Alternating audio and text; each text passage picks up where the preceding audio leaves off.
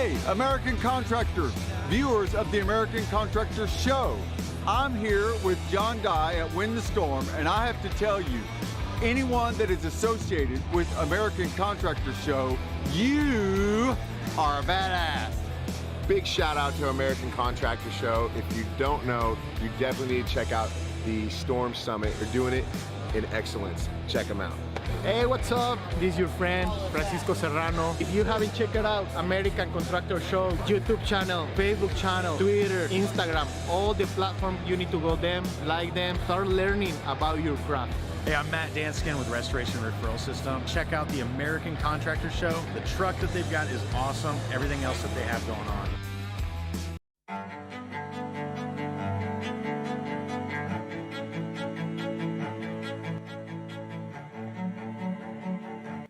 This is Larry Bache with the Northern Law Group, helping policyholders for more than 30 years.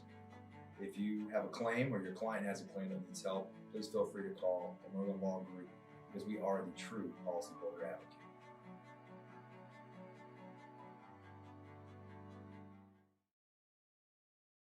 C3 was eager to help us, and even whenever we weren't giving them work, they were still eager to give advice. The things that they were putting out for the changing from DMO to RFG and giving that to the industry and not charging anything for it, I thought was really cool. And that's stuff that I as a contractor appreciate. I'd recommend C3 to any contractor that's looking for a PA, especially if you're around Colorado. Great guys, man. I'm nothing but happy with the work they've done for us.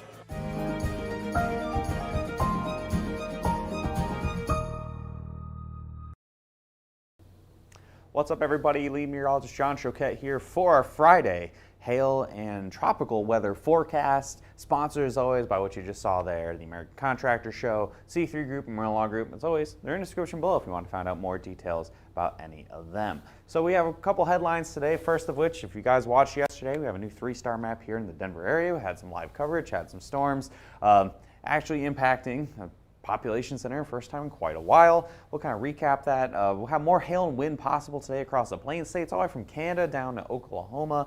And finally, probably the biggest part of our video today is honestly going to be breaking down tropical storm, soon to be Hurricane Henri, I believe is what is it Henri or Henry? I'm not actually, I'm getting two different conflicting things on that. So it's either Henri or Henry, one of the two, and it's going to be heading towards the northeast. So kind of break down exactly when we're thinking it's going to make landfall, what kind of basic impacts here as of Friday for something on Sunday, and how strong it's going to be for the northeast. So we have the upcoming event, as always, the Thunder Road Race for Recovery event. This is for Roofers in Recovery, a charity event. 100% of the proceeds are going to go to Roofers in Recovery, those dealing with recovering from addiction such as alcohol and drugs. This is going to be a go-karting event on September 15th. Go sign up. It's in the link below. You can sign up to be a sponsor or for racing. It's going to be here in Norman, Oklahoma on September 15th. Cash prize and stuff, so go sign up for that if you want to go race and see if you're better than other roofers in the area. So storm reports yesterday. The main focus, of course, down here in the Denver metro. Quite a bit of hail with this, you guys. If you're watching yesterday live, you know that there was quite a bit of hail with that, and a couple other hail reports and wind reports scattered around the country. Even got quarter-size hail near the Odessa area, but for the most part, just the Front Range and what we call Hail Alley, this area here. That's all we saw yesterday, and that really kept the hail report totals down to about 31, 29 high wind reports, 2 tornadoes, one of which was associated with the remnants of Fred in Connecticut, Massachusetts. 809 tornadoes for the year, well behind last year at this point, and we are well behind for hail compared to last year, and wind as well. You guys kind of know the drill at this point.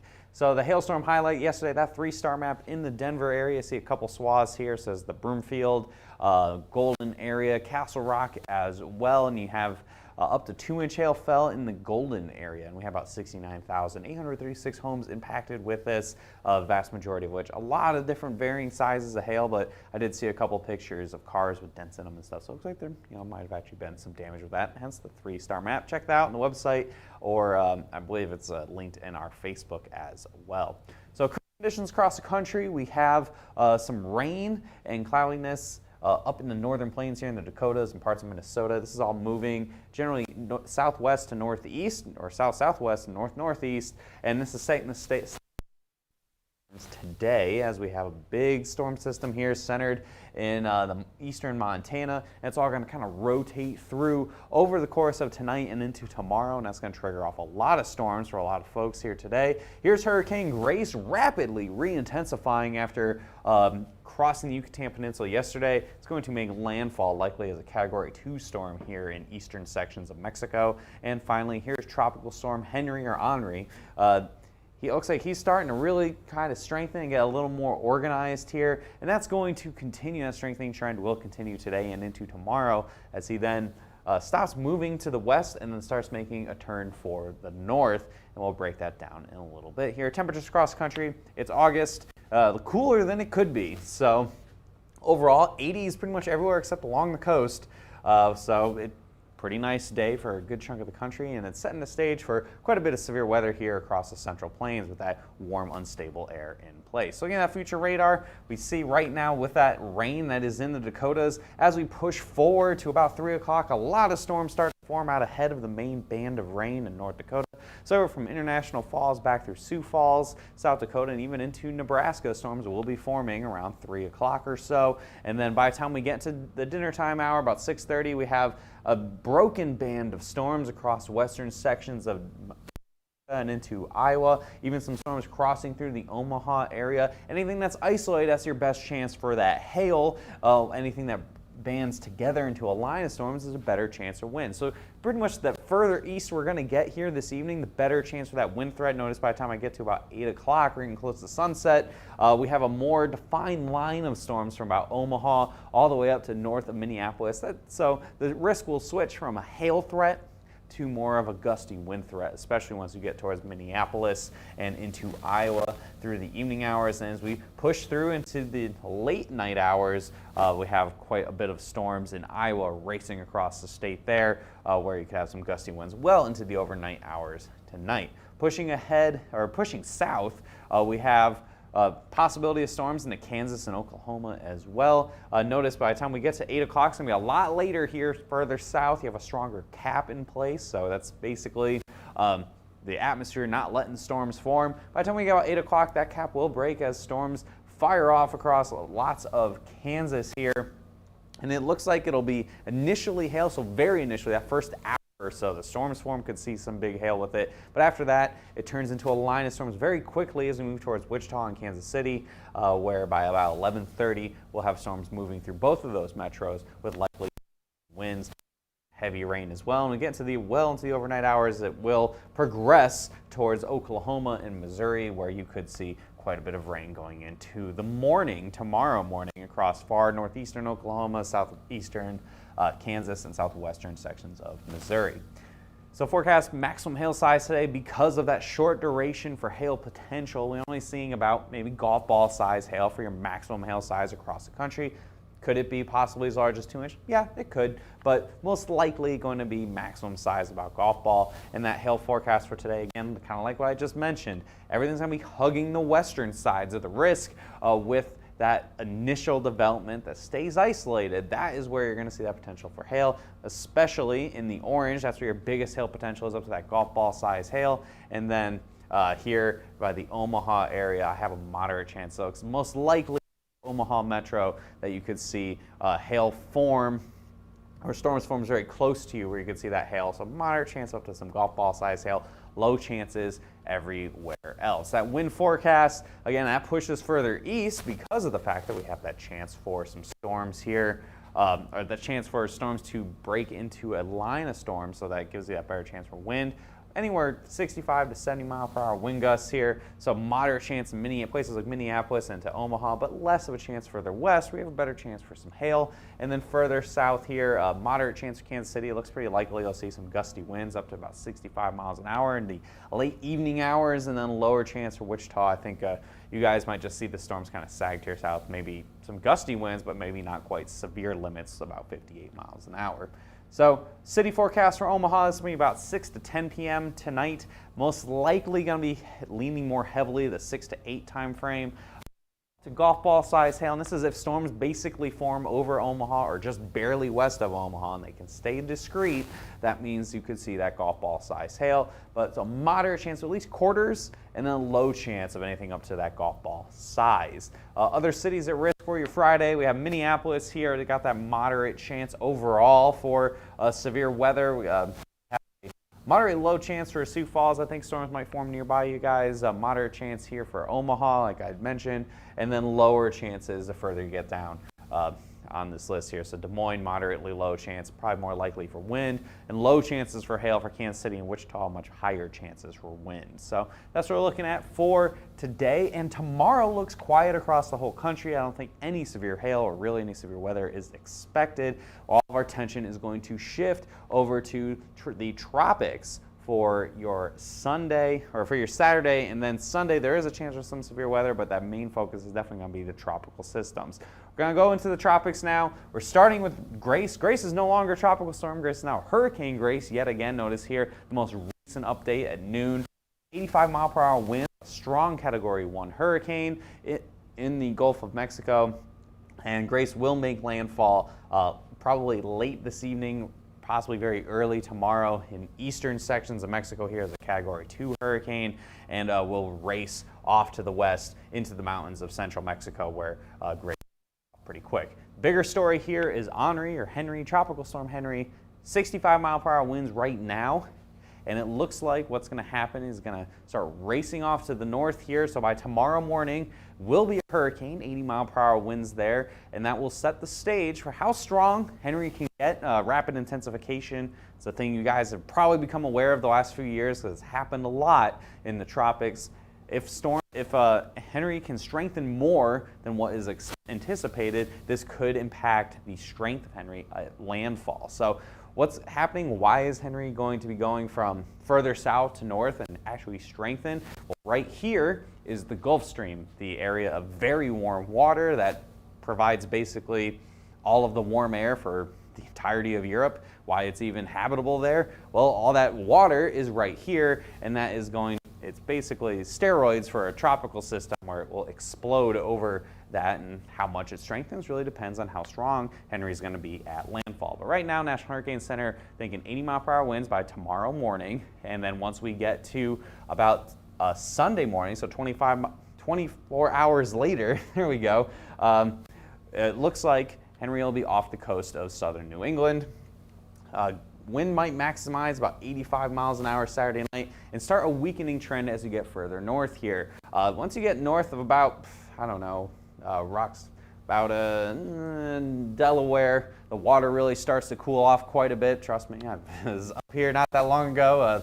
Water's about 70 degrees. That's pretty chilly for a hurricane. So what's going to happen is Henri will be approaching the coast, and on that approach begin to weaken. Usually when you get a more major impact in the northeast, you have a hurricane that's racing off to the north. So basically it creates its own environment and keeps itself from really weakening as it comes to impact.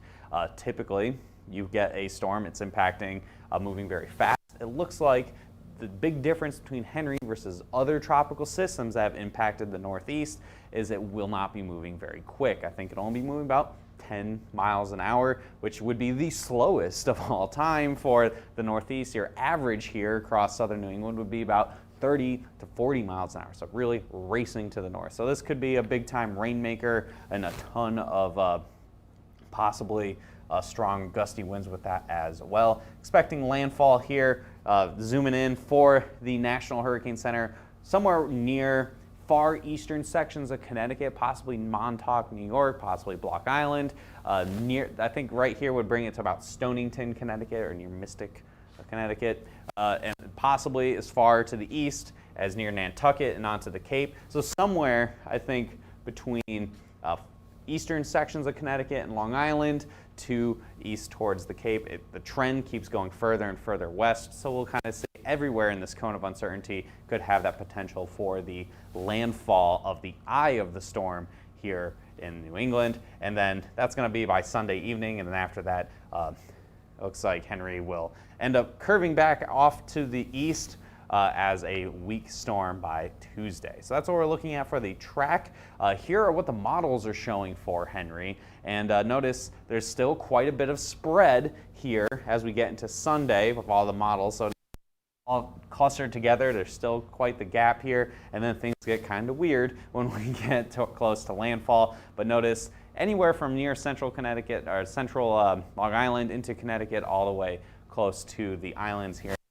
It could all see that landfall happen, and then things get kind of wonky at the end of the run. So that's what we're looking at for the forecast model traps. What are we thinking for landfall? Well, I'm thinking right now, pretty much anywhere where that red is in here. So I have it going from about, if you know Connecticut, just west of where the Connecticut River comes out. So maybe the Old Saybrook area, all the way to near New Bedford, Massachusetts. So I think the real focus where I think the eye will cross over will be somewhere in coastal Rhode Island on Sunday evening between 6 and 10 p.m. Eastern time, and likely a Category 1 hurricane. I think it'll be up to 80-mile-per-hour winds at absolute maximum. No matter what, I don't think we can get over 80. I think it'll be a dying storm, likely getting close to just barely over hurricane strength at landfall. Storm surge 2 to 4 feet, maybe a little larger, higher than that in some of the lower lying areas east of wherever landfall is going to be. Thankfully for the Northeast, it's not like the Gulf Coast where it's very flat. Most areas that aren't beaches are going to be big cliffs where storm surge is not going to be a huge deal. If you're right on that water, storm surge might be some issues. If you're right on a beach, you know, the water could come inland a little bit, but for the most part, thankfully, elevation rises very quickly here in New England. I think overall, again, that Category 1 landfall, anywhere east of the eye, you're gonna have a much better chance for that really strong wind, and no matter where you're at, you're gonna get a lot of rain. There's been a lot of rain in this area of the country over this summer, so trees will be weaker in the ground and whatnot due to those saturated soils. So watches and warnings, for some reason on here, we don't have the hurricane watches showing up, so I'll just kind of highlight it with my hand. This is Tropical Storm Watch. This is all the way to the New York City metro area. Hurricane watches are pretty much here from about New Haven, Connecticut, so right where this line is, east all the way for the entire, pretty much the almost entirety of Rhode Island from about Providence Point south, pretty much along the I-95 corridor, and the islands here and Cape Cod all on a hurricane watch. For some reason our graphics are deciding not to show it, but that is what's in effect here, and that's going to be through Monday. And here's the probability for those winds. I've got it up to about the 21st, so that's tomorrow at 8 p.m. This is going to be for 40-mile-per-hour winds or stronger. I got a bunch of cities listed here, and once we get to Sunday at about noon, notice here the percentages go up quite a bit. In Nantucket, by about noon, is 45% chance of at least 40-mile-per-hour winds impacting New York City. Just because you're not going to see the direct landfall, you will still see impacts. You'll still see the rain. You'll still see quite a bit of wind.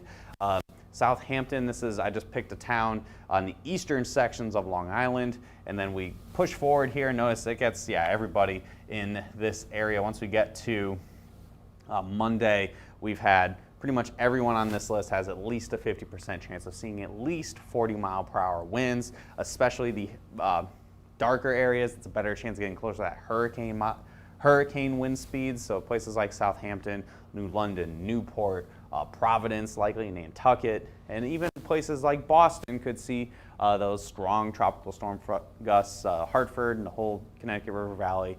All this is likely we're going to see at least tropical storm force winds with this on Sunday evening through Monday. So, and that looks like it speeds up a little bit there. So that's what we have breaking down for Henri. Of course, we usually do these videos only on the weekdays. If it looks like Henri's going to be stronger than what we're thinking, if it, anything's possible, it's tropical systems, right? We'll have a video update on Sunday if it looks like it's gonna be crazy. If not, we'll try to do some posts to keep you guys in the loop here for the first the first potentially hurricane landfall in the United States this year. It'd be the first time in 30 years southern New England to get a landfalling hurricane. So kind of a unusual event. Twitter, Facebook, Instagram, YouTube, LinkedIn, you guys know the drill.